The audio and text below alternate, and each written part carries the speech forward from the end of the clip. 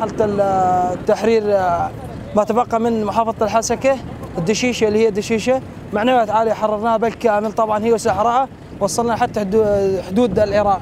والحمد لله الآن نقوم بتحرير سحراء ما تبقى من دير الزور من حدود للمثلث كامل، والحمد لله معنويات عالية. قوات سوريا الديمقراطية يعني بالعكس يعني لها شعبية ولاحظنا ما شاء الله الشعب استقبلنا غير شيء، والعالم الموجودين والرفاق معنوياتهم عالية والحمد لله. والله احنا ننظر لها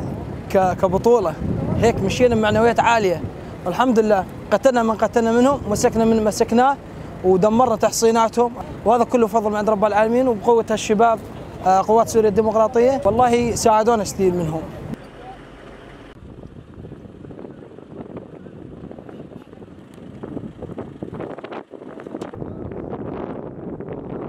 امنها جيان داويا